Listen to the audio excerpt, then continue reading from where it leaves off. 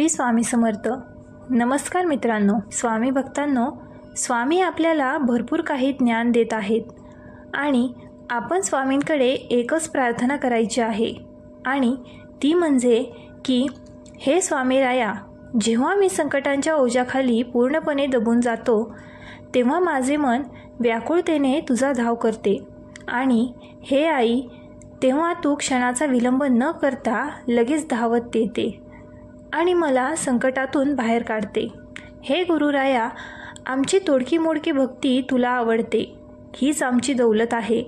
आणि हे माऊली, असेच आम्हा बालकांवर प्रेम कर, आम्हाला प्रेरणा दे, आम्हाला मार्गदर्शन कर, कारण तू सोडून आम्हाला दुसरे कोणी नाही. मित्रांनो, संदेश आवडत असेल तर नक्कीच व्हिडिओला एक लाईक करा आणि कमेंटमध्ये श्री स्वामी समर्थ असं टाईप करा. नक्कीच स्वामींची कृपा तुमच्यावर होईल. हे समर्था, तू अनंत कोटी ब्रह्मांडाचा मालक आहेस. आम्ही तुझे बाळ आहोत. तू आमची सतत काळजी करतोस, संकटातून वाचवतोस आणि भिवू नकोस, मी तुझ्या सतत पाठीशी आहे याचा अनुभव देतोस. हे ब्रह्मांड नायक, तुला अनंत कोटी धन्यवाद, अनंत कोटी धन्यवाद. स्वामी ओम, स्वामी ओम, स्वामी ओम. मित्रांनो, एक मानसशास्त्रीय सत्य तुम्ही जाणून घेतलं पाहिजे. खूप गोड बोलणारी, अतिनम्रता दाखवणारी, पाया पडणारी आणि अतिस्तुती करणारी, अति आदर सकारात्मक करणारी माणसं अत्यंत धोकादायक, दांभिक, आतल्या गाठीची, लबाड, बेरकी, संधीसाधू व विश्वासघाती असतात. सर्वच असतात असं नाही, पण काही जण असतात तुमच्याच खान हात ठेवून तुम्हालाच खांदा देण्याची षडयंत्र ती रचत असतात. या उलट ती जी माणसं तोंडावर रागाने कडवट, टीकात्मक, जहरी, फटकळ पण स्पष्ट बोलतात, त्यांचं अंतर्मन वरच्या प्रकृतीपेक्षा नक्की चांगलं असतं. विश्वासघात करणं, फसवणं त्यांच्या रक्तातच नसतं. ती खरंच मनमोकळी व विश्वासू असतात. म्हणून जीवनात आपण बाकी काही शिकू अथवा न शिकू, पण माणसं वाचायला आणि माणसं ओळखायला नक्कीच आपण आयुष्यामध्ये शिकले पाहिजे. तेवढेच आपल्याला माणसे ओळखता आली पाहिजे. ज्याप्रमाणे ताकामध्ये लोणी असतेच, लोणी प्रकट करण्यासाठी ताक घुसाळावे लागते, अगदी तसेच नामात सर्व कृपा अगदी दडलेली आहे आणि या कृपेचा अनुभव हवा असेल तर निरंतर नाम घ्यावेच लागते आणि नामाने सर्व काही सिद्ध होत असते. लक्षात ठेव, मी तुझ्या आयुष्यातील तेच दुःख दूर करू शकतो जे तुझ्यावर दुसऱ्यांनी लादले आहे, असे स्वामी समर्थ आपल्याला सांगत आहेत. आणि दुसऱ्यांनी लादलेले तुझ्यावरचे दुःख मी नक्कीच कमी करू शकतो, पण तू स्वतः कर्माने जे दुःख तुझ्याकडे ओढवून घेतले आहे ना, त्यातील एक कणही आणि एक क्षणही मला कमी करता येणार नाही. म्हणून कर्म सुंदर आणि स्वच्छ ठेव. बाकी बघायला मी आहेच एकदम. तू निश्चिंत राहा आणि कशाचंही तू टेन्शन घेऊ नको. मी तुझ्या पाठीशी आहे, असं स्वामी आपल्याला सांगत आहेत. प्रत्येकाच्या वयाप्रमाणे आदर केलाच पाहिजे, मान आपण दिला पाहिजे. बोलताना शब्दांचा जपून वापर आपण केलाच पाहिजे. शब्द दुवा आहे, शब्द दवा आहे, शब्द दावा आहे आणि शब्द हा माणुसकीचा ठेवा आहे.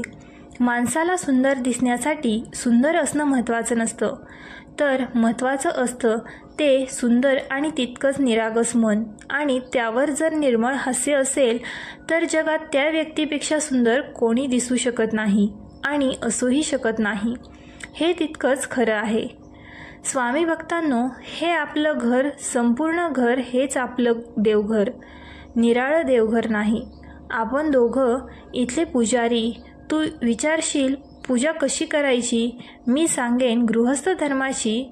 तू विचारशील पूजेला साहित्य, मी सांगेन पंचेंद्रिय.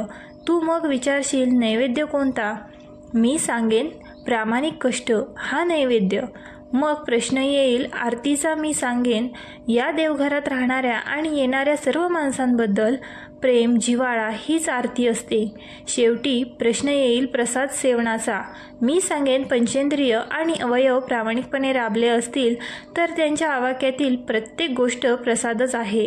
आणि या भक्तिमार्गात कृपथ्य कोणतं जर जे ते कालाची ठाई, मनाला न पटणारी म्हणजेच प्रतारणा करायला लावणारी कृती आणि कोणत्याही प्रकारचा अत्याचार, जबरदस्ती हे उपथ्य असतं हे नक्कीच तुम्ही ओळखलं पाहिजे.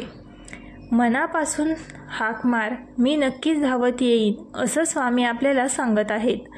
संकटात असताना तुम्हाला मठात येणे, पोथी वाचणं किंवा इतर धार्मिक विधी जमणार नाही, कारण तेव्हा तुमची मनस्थिती तशी नसते.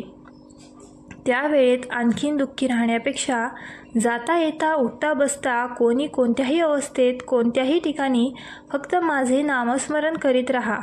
मी सोबत असेन आणि शेवटपर्यंत तुझ्या सोबत मी राहील. मी कोणताही चमत्कार करण्याचा अधिकार दिला नाही, ना माझी जागा घेण्याचा अधिकार दिला आहे.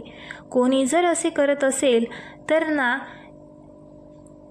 तर इतकंच लक्षात ठेवा की माझ्या दरबारात चुकीला अजिबात माफी नाही. मी प्रत्येक भक्ताला त्याच्या भक्तीनुसार प्रचिती देत असतो आणि त्याला मी दाखवून देतो असतो की मी किती शक्तिशाली आहे आणि मी काहीही करू शकतो. मग तुमचं वाईट करू शकतो, तुमचं चांगलंही करू शकतो.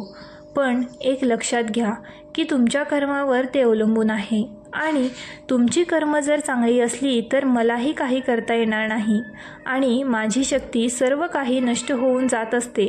तुम्ही आयुष्यात काहीतरी करू शकता हा विश्वास तुमच्यामध्ये आणणं हीच आनंदाची पहिली पायरी आहे. आणि तुम्ही आयुष्यामध्ये भरपूर काही करू शकता ही गोष्ट तुम्ही एकदा मनात ठाम केली की मग तुम्हाला थांबवू शकणं कुणाच्याही हातात नाही आणि तुम्हाला कोणी थांबवणारही नाही, कारण तुम्ही भरपूर पाहिलेच. तुम्ही मनाचा विजय मिळवला आहे आणि एकदा का मनाचा विजय तुम्ही मिळवला की मग तुम्हाला काहीही करायची गरज नसते. ते सर्व काही आपोआप होत जात असते. मित्रांनो, उंदीर दगडाचा असेल ना तर सर्व त्याची पूजा करतात, पण मग जर तो जिवंत असेल ना तर आपल्याला त्याला मारल्याशिवाय चैन पडत नाही.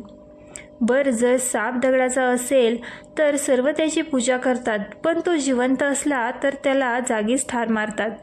जर आई वडील फोडत असतील तर प्रत्येक व्यक्ती पूजा करतो, पण ते जिवंत असतील तर त्याची किंमत समजत नाही. फक्त हेच मला समजत नाही, सजीवापासून इतका द्वेष आणि दगडाबद्दल इतकं प्रेम का आहे.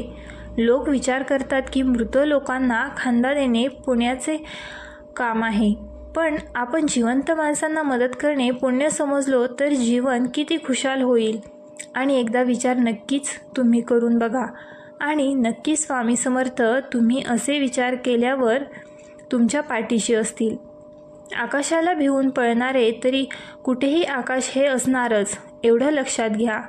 त्याप्रमाणे कुठेही गेले तरी देह, मन आणि त्यांच्याबरोबर त्याचे भोगही आपल्याबरोबरच येणार. म्हणून आपल्या वाट्याला आलेले कर्माचे भोग समाधानाने भोगायला शिकावे.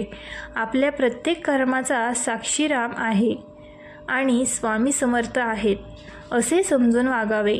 म्हणजेच दुष्कर्म हातून अजिबात तुमच्या घडणार नाही आणि नेहमीच सत्कर्मच घडत जातील. जीवनात 2च वाक्य नक्कीच तुम्ही लक्षात ठेवले पाहिजे. मनाप्रमाणे झाले तर ईश्वराची कृपा आणि मनाविरुद्ध झाले ना तर ईश्वराची त्यात इच्छा आहे असे समजून घ्यावे. दोन्हीमध्ये तुम्हाला सुख समाधान नक्कीच मिळणार आहे. जेव्हा एखाद्याच्या अनुपस्थितीत मध्ये तू निंदा नलमस्ती करतोस तेव्हा तू त्याची शारीरिक व्याधी, त्याची कर्म तू स्वतःवर ओढून घेतोस. एवढेच नाही तर जो मला ऐकत असतो तो सुद्धा त्या कर्माचा भागीदार होतो. सोड इतरांची गोष्ट, जरा स्वतःकडे लक्ष दे असे स्वामी आपल्याला संबोधत आहेत आणि सांगत आहेत आणि ते लहान बाळाप्रमाणे आपल्याला शिकवत असतात. मग आपण त्यातून नक्की शिकून घेतले पाहिजे. ज्याचे कर्म चांगले आहे तो कधी संपत नसतो. सत्कर्मी माणसाला जीवनात अडचणी येतात, परंतु त्या सुटणाऱ्या असतात. या उलट जो दुसऱ्याला अडचणीत आणतो ना त्याचे अडचणी आयुष्यभर अजिबात संपत नसतात. आणि स्वामींवर नेहमी निसंकोच विश्वास ठेवा. स्वामी तुम्हाला नक्कीच साथ देतील आणि शेवटपर्यंत देतील. व्हिडिओ आवडल्यास आपल्या ग्लो मराठी चॅनलला लाईक, शेअर आणि सबस्क्राईब करायला विसरू नका. श्री स्वामी समर्थ.